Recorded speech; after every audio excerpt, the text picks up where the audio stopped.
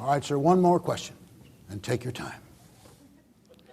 Is there any story that you could tell this jury about these events that would not be contradicted by some other story that you've told on some other occasion?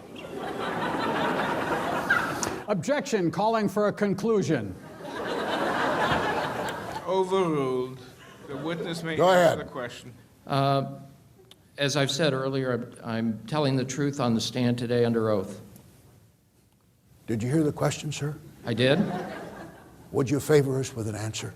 And the answer is I'm telling the truth today, and there may have been other stories, not under oath, incidentally, that I may have told a silly newspaper reporter or someone. What did you say? A newspaper reporter or something. A newspaper reporter, an assistant district attorney, a lawyer named Tom Johnston, a lawyer named LeCompte Davis. Anybody else? Again, I was at a stage and a point where I was trying to be part of that group to curry favor with Mr. Darrow. We heard that. And his team. Is there any story you could tell this jury today that is not contradicted by some story you told somebody else some other time?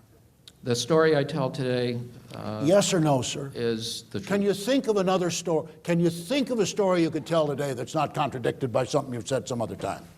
I cannot. Thank you. You can have him back.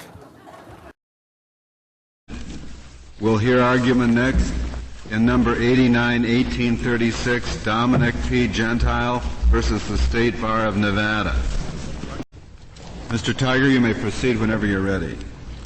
Mr. Chief Justice, and may it please the court, this case involves a truthful statement to the media on a matter of public concern more than 6 months before a scheduled trial. We submit that before trials, lawyers and judges can in good faith sit down and fashion orders, not based upon imaginings, not at wholesale, but in light of concrete circumstances, orders that will restrain speech likely to have a clear and present danger to the trial process.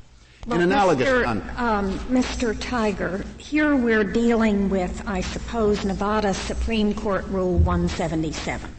That's my understanding, Justice. And Part 1 of that says that a lawyer shall not make an extrajudicial statement if the lawyer knows or reasonably should know that it will have a substantial likelihood of materially prejudicing an adjudicative proceeding.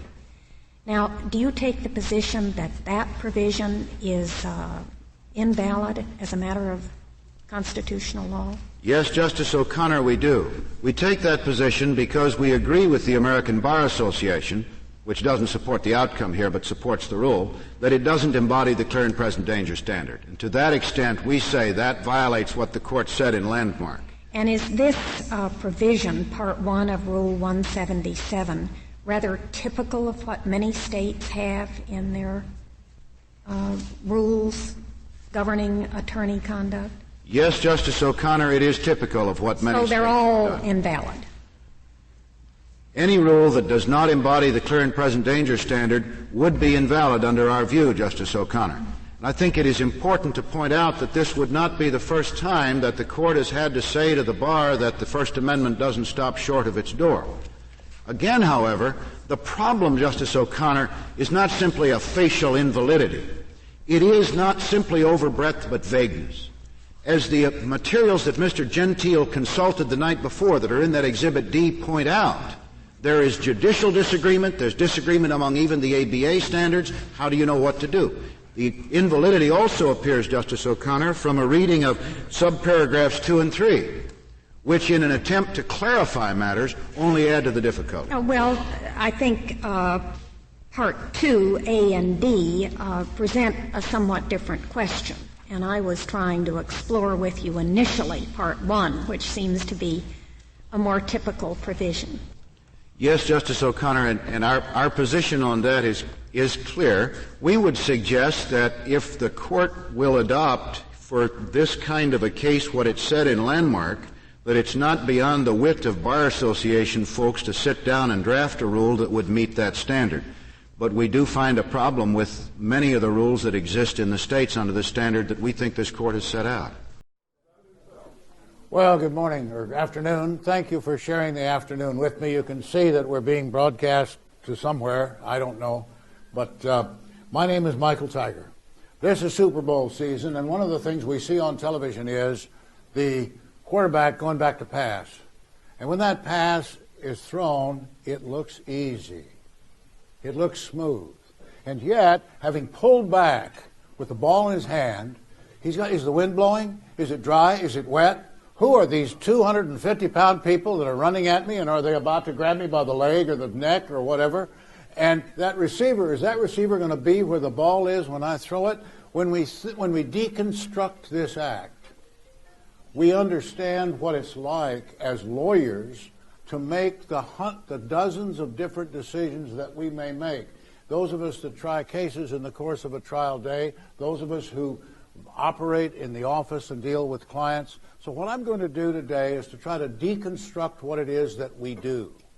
Because sometimes, you throw 2 interceptions in a row and then 3 incompletes, and then as a quarterback you step back, and with the coach you start to work through and go through this process of understanding or re-understanding how it is that we do stuff like that.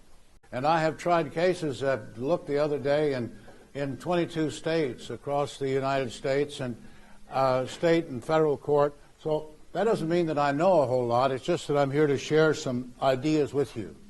And to do it in the context of colleagues, because litigation, indeed law practice as a whole, as we know, is a team sport. And the way that we deal with it and the way that we treat our colleagues is an important part of it.